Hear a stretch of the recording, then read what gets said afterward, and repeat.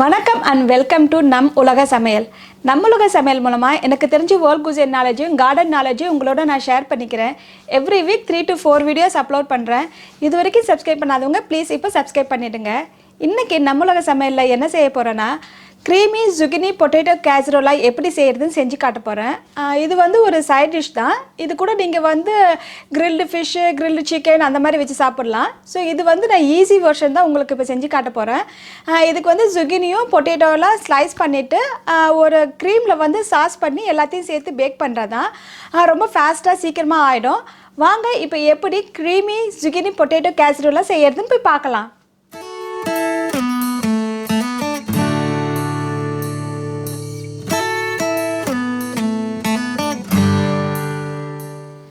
Casserole செய்ய தேவையான பொருட்கள் இதுதான். ஒரு 16 ounce ஹெவி க்ரீமு, பெப்பர் உங்களுக்கு தேவையான அளவு, ஒரு 1 to 1.5 கப் வந்து துருவின சீஸு. நான் வந்து மொசரெல்லாவும் பார்மிசானும் எடுத்துருக்கேன். உங்களுக்கு பார்மிசான் வேணும்லாம் எடுத்துக்கலாம், இல்லை மொசரெல்லா தனியாகவும் எடுத்துக்கலாம். உங்களோட ஆப்ஷன் தான்.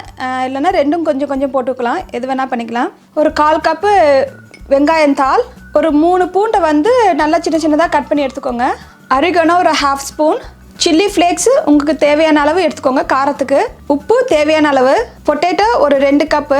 இதை வந்து நீங்கள் வாஷ் பண்ணிவிட்டு ஒரு நல்லா நைஸாக ஸ்லைஸ் பண்ணிக்கோங்க. தோலை எடுத்துகிட்டு நைஸாக ஸ்லைஸ் பண்ணிக்கோங்க.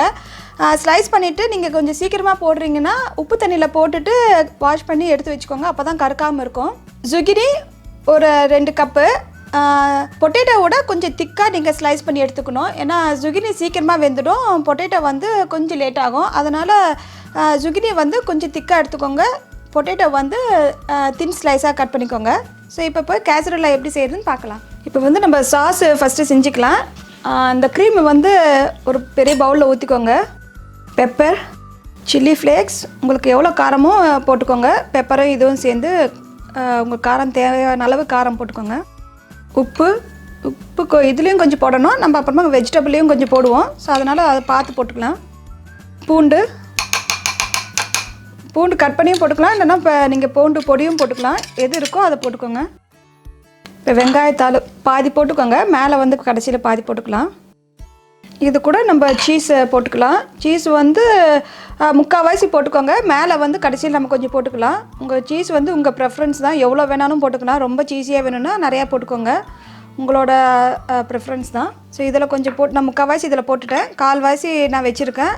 லாஸ்ட்டில் வந்து கொஞ்சம் மேலே தூவினா நல்லாயிருக்கும். ஸோ இப்போ சாஸ் வந்து ரெடி ஆகிடுச்சு. ரொம்ப ஈஸியாக சிம்பிளாக சாஸ் ரெடி ஆகிடுச்சு. இப்போ வந்து நம்ம வெஜிடபிளை போய் ரெடி பண்ணிக்கலாம். ஸோ இப்போ நம்ம வெஜிடபிளுக்கு வந்து உப்பு சீசனிங் பண்ணிக்கலாம். ஸோ நம்ம கட் பண்ணி வச்சுருந்த zucchini எல்லாத்தையும் போட்டுக்கோங்க. நல்லா கழுவிட்டு கொஞ்சம் திக்காக கட் பண்ணிக்கோங்க. பொட்டேட்டோவும் போட்டுடலாம். நான் உப்பு தண்ணியில் ஊற வச்சதுனால கருக்காமல் இருக்குது, இல்லைனா கருப்பாகிடும் முதல்ல நீங்கள் கட் பண்ணி எடுத்து வச்சுருந்தா. ஸோ இது கூட நீங்கள் oregano போட்டுக்கோங்க, சால்ட்டு போட்டுக்கோங்க. வெஜிடபிள்ஸ் எல்லாம் ரெடி ஆகிடுச்சு. ஸோ நம்ம இப்போ வந்து அவனில் போய் பேக் பண்ணுறது தான். அவனை வந்து ஒரு 400 degreeல நம்ம ப்ரீ ஹீட் பண்ணிக்கணும். நான் போய் அவனை ட்ரே எடுத்துகிட்டு வரேன். நம்ம எல்லாத்தையும் செட் பண்ணிவிட்டு பேக் பண்ணுறது தான். இப்போ நான் அவனை ஆன் பண்ணிவிட்டேன்.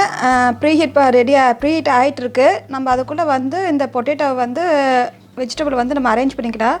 ஒரு ஸ்லைஸ் zucchini எடுத்துக்கோங்க, ஒரு ஸ்லைஸ் பொட்டேட்டோ. ஸோ இந்த மாதிரி நம்ம அரேஞ்ச் பண்ணிக்க வேண்டியதுதான்.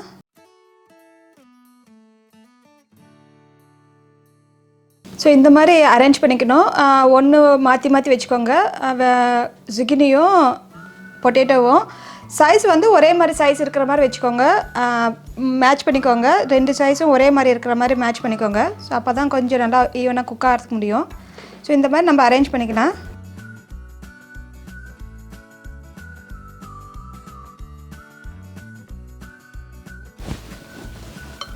ஸோ இந்த மாதிரி அரேஞ்ச் பண்ணிக்கோங்க. உங்களுக்கு எந்த ஷேப் வேணாலும் எடுத்துக்கோங்க. பேன் வந்து பேக்கிங் பேனாக எடுத்துக்கிட்டால் தான் உங்களுக்கு பேக் பண்ண முடியும். எந்த ஸ்கொயர் இருந்தாலும் எடுத்துக்கோங்க, சர்க்கிள் எது வேணால் எடுத்துக்கலாம். ஸோ இப்போ அரேஞ்ச் பண்ணியாச்சு. நம்ம இப்போ வந்து இந்த சாஸை வந்து மேலே ஊற்றுறது தான்.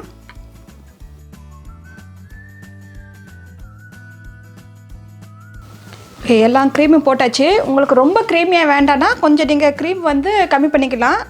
உங்களுக்கு 1 கப்பு வேணால் நீங்கள் யூஸ் பண்ணிக்கோங்க. நான் கிட்டத்தட்ட 1.5 கப்பு நான் எடுத்திருக்கேன் அதில் வந்து க்ரீம் வந்து.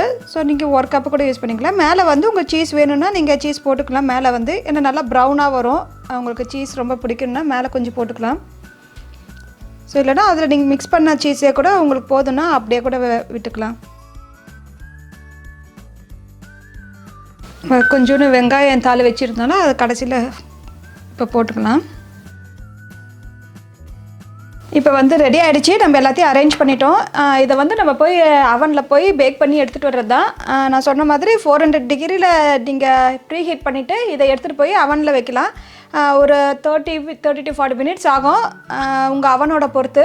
எல்லாம் ப்ரௌன் ஆகிட்டு பொட்டேட்டோ எல்லாம் வெந்துடுச்சின்னு தெரிஞ்சால் நீங்கள் எடுத்துடலாம். ஒரு 25 to 30 மினிட்ஸ்லாம் ரெடி ஆகிடும். ஸோ சம் அவன் வந்து கொஞ்சம் டைம் எடுக்கும்.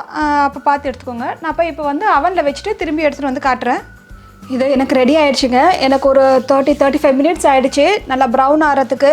உள்ளே வந்து எல்லாம் பொட்டேட்டோலாம் வெந்திருக்கு. நான் ஒரு டூத் பிக்ஸ் வச்சு குத்தி பார்த்தேன். எல்லாமே நல்லா வெந்திருக்கு. ஸோ அந்த மாதிரி நீங்கள் எடுத்துக்கோங்க.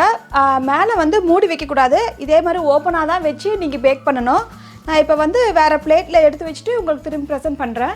இதோ நம்ம பண்ண க்ரீமி சுக்கினி பொட்டேட்டோ கேசரோல் ரெடி ஆகிடுச்சு. ரொம்ப நல்லா வந்திருக்கு. இது கூட நீங்கள் வந்து கிரில்டு ஃபிஷ்ஷு, கிரில்டு சிக்கன் எதுனாலும் வச்சு சாப்பிட்டுக்கலாம். நீங்களும் செஞ்சு பாருங்கள். உங்களுக்கும் ரொம்ப பிடிக்கும். உங்களுக்கு என்ன டவுட் இருந்தாலும் கமெண்ட்ஸ் பண்ணுங்கள். நான் ரிப்ளை பண்ணுறேன். லைக் பண்ணுங்கள், ஷேர் பண்ணுங்கள், சப்ஸ்கிரைப் பண்ணுங்கள். பக்கத்தில் இருக்க பெல் பட்டையும் ப்ரெஸ் பண்ணுங்கள். அப்போ தான் நான் போடுற வீடியோலாம் உங்களுக்கு நோட்டிஃபிகேஷனாக வரும். தேங்க்யூ.